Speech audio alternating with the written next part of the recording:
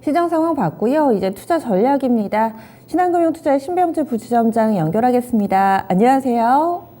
네, 안녕하세요. 네, 전체적으로 시장이 좀 무거우니까요. 큰 틀부터 좀 잡겠습니다. 시가총액 상위 종목군들 현재도 코스피에서 1위부터 10위까지 일제히 하락하고 있는데 이쪽 뭐 네이버나 이런 쪽은 또 신저가도 나오고 있습니다. 대형주들 계속 힘드네요. 네, 삼성바이오로직스의 경우에도 지금 79만 원대로 이제 앞자리를 좀 바꿔 나가고 있는 이런 상황입니다. 그나마 대형 바이오 종목들 중에서는 좀 잘 버티지 않았나라고 생각을 했으나 결국에는 시장 리스크에 따라서 함께 하락하고 있는 이런 현실이고요. 지금 뭐 호재가 없는 것도 주가를 끌어올리지 못하는 버티지 못하는 그런 내용이 좀 되는 것 같습니다.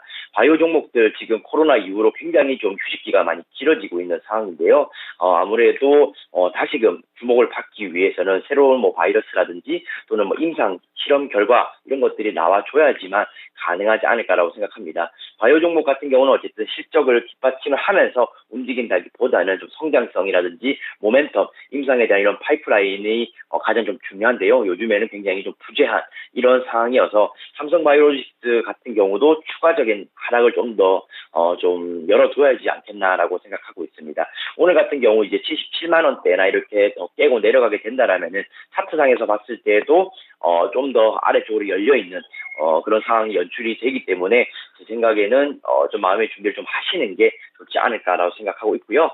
네이버도 한번 말씀드리겠습니다. 네이버도 저희가 30만 원대 깨게 되면은 추가적으로 더 내려갈 것이다라고 이제 의견을 드렸었는데요. 27만 원 까지 위협할 수 있는 그런 모양새가 만들어지고 있습니다. 최하단은 저희가 25만 원까지도 얘기를 좀 했었는데요. 현실적으로는 27만 원 쪽에서 멈춰줘야지만 다시금 반등을 노릴 수 있는 그런 구간이 될 것 같아요. 보통의 장대 음봉 같은 경우는 주가의 방향을 바꿀 수 있는 그런 내용이 되기 때문에 지금에 나온 이런 음봉 같은 경우는 주가에는 굉장히 부정적인 영향을 끼친다라고 이제 보시면 될 것 같습니다. 네이버 같은 경우도 실적 부진 때문에 결국은 그렇다라고 이제 보시면 될 것 같고요. 우리가 예상했던 이런 영업이익이라든지 그런 것이 좀 못 미치는 이런 내용의 숫자가 좀 발표가 되었습니다. 실적도 좋지 못하고 시장 리스크까지 안고 간다라면은 약세가 지금 나오는 것은 어떻게 보면 타당하고 합리적이다라고 봐지는데요. 어쨌든 27만 원 선까지는 좀 더 열어주시고 대응을 하셔야 될 것 같다라고 말씀드립니다.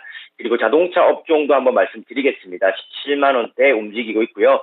현대차 삼성전자에 이어서 가장 재미없는 작년부터 재미없는 탑3 종목 중에 하나에 들어가는 것 같습니다. 1월에 고점을 터치를 했고요. 줄곧 약세를 띠고 있는 상황입니다. 뭐 미래 먹거리를 위해서 전기차라든지 친환경 관련된 투자 많이 하고 있지만은 생각보다 주가는 좋지 못한 이런 모습이고요. 반도체 수급난에도 불구하고 1분기 수치는 좀 좋게 나왔지만은 아직도 갈 길은 멀다라고 이제 보는 시각이 많은 것 같습니다.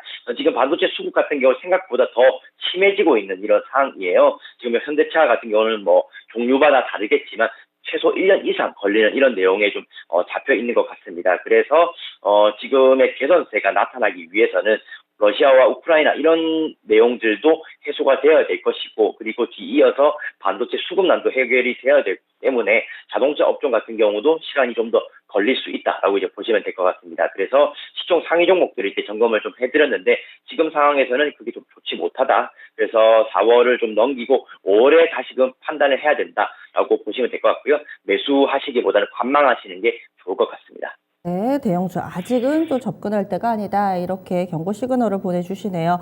그럼에도 오늘 상승 종목이 있기는 있습니다. 그 가운데 특징적인 내용들 좀 짚어보죠. 오늘 거래대금 상위를 쭉 놓고 보니까 톱10 가운데서 절반 이상이 이 곡물 관련된 종목군들입니다. 연일 시장의 주도권을 좀 잡아가고 있는 상황이고 시가총액이 5천억 미만의 사이즈 작은 종목임에도 불구하고 거래대금은 어마어마하게 지금 실리고 있는 상황인데요. 이런 곡물 관련된 종목군들 사료, 뭐 비료 이쪽은 꾸준히 좀 들고 가 보면 될까요? 아니면은 지금쯤은 슬슬 수익 실현하는 게 낫다라는 판단이세요?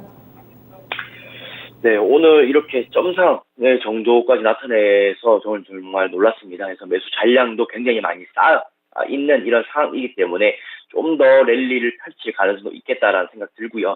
지금 사료뿐만 아니라 수산 쪽이라든지 기존에 움직였던 이런 테마주들이 다시금 기승을 부리고 있습니다. 저희가 지난주에 언급했던 것처럼 시장이 좋지 못할 때는 이런 테마주 쪽으로 자금이 움직이기 때문이다라고 보시면 보시면 될 것 같고요. 우리가 이미 알고 있는 내용으로 바탕으로 반등이 나오고 있습니다. 과연 목표가 또는 현실적인 꼭지는 어디가 될지는 저희도 알 수는 없지만 저는 부담 구간에 있다는 것은 확실하다라고 말씀드리고 싶고요. 그래서 지금 매수를 대기를 하는 것은 굉장히 무모한 도전이 되지 않을까라고 생각합니다. 그래서 좀 보수적으로 하는 게 좀 좋지 않을까라고 생각하고 있고요. 어쨌든 들고 계신 분들 같은 경우는 매수 잔량이 굉장히 지금 많이 쌓여있는 오전의 상황이기 때문에 오늘 상황에서는 쉽게 풀리지는 않을 것이다. 내일까지 정도는 더 봐도 되지 않을까라고 의견 드리고 싶습니다. 그래서 지금 점상 그리고 내일까지 갭상승까지 이어지게 된다면은 단기간에 매우 급등한 이런 종목으로 되기 때문에 제 생각에는 내일 정도는 정리하는 타이밍 한번 가져보시는 게 좋을 것 같고 신규 입성 같은 경우는 굉장히 자제하시는 게 좋을 것 같다라고 의견 드리고 싶습니다. 네, 들고 계신 분들은 단기적으로 수익 실현 타이밍을 좀 타진해 볼 때다 얘기를 해주시네요.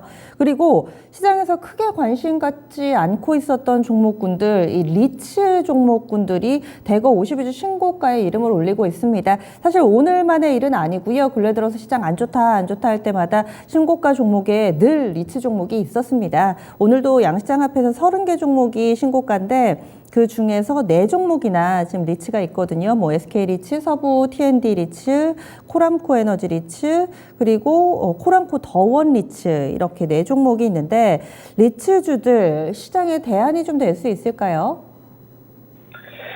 네, 지금 약세장 피난처로 꼽히는 게 리츠와 스펙주들인 것 같습니다. 올해도 그렇고 작년 말부터 드문드문 저희가 좀 언급을 좀 드렸는데요. 리츠 종목들 보면 차트가 좀 놀랍습니다. 우리가 이렇게 시장이 안 좋음에도 불구하고 오히려 우상향하고 있는 이런 내용을 가지고 있기 때문에 특히나 코랑코 더원 리츠라든지 또는 미래에셋 글로벌 리츠 같은 경우는 굉장히 이쁜 모양으로 차트를 완성해가고 있다라는 느낌을 받고 있습니다. 리츠 같은 경우는 인플레 이런 해지 수단으로서 많이 얘기가 되고 있고요. 인플레가 계속적으로 진행이 되고 있기 때문에 여기에 따라서 리츠 쪽으로는 자금이 더 들어올 수밖에 없다라고 보시면 될 것 같습니다. 통상적으로 5에서 6% 정도의 배당을 제공을 하고 있고요. 그 이상이 나오는 이런 리츠도 있다고 얘기를 들었습니다. 그래서 지금 코랑코 더원 리츠 같은 경우는 상장한 지 얼마 되지도 않은 상황에서 우상향을 기록을 하고 있는 상황이고요.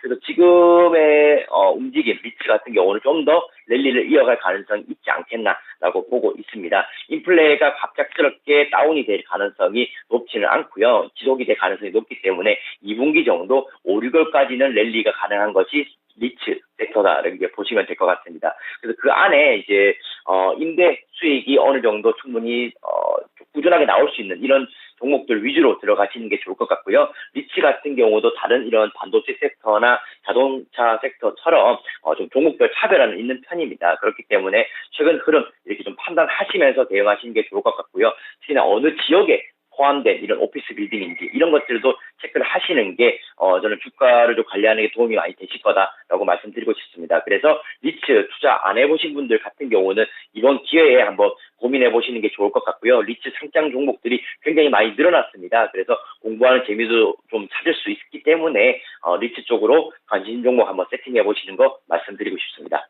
네. 옥석 가리기만 한다면은 또 더 좋은 피난처가 좋은 대안이 될 것으로 보시네요. 그러면 오늘 전체적인 포인트 잡아주시죠. 네, 이번 주 포인트는 미국 주요 기업 실적 발표에 집중하자라고 말씀드리고 싶습니다. 이번 주에는 좀 빅테크들의 실적 발표가 많이 예상이 되어 있는데요. 이번 주 화요일에만 마이크로소프트와 구글이 발표를 하고요. 그리고 수요일에는 페이스북, 즉 메타로 이름을 바꿨죠. 그리고 페이팔이라든지 포드가 발표가 또 예정이 되어 있습니다. 그리고 목요일에는 애플과 아마존 이렇게 집중이 되어 있는데요.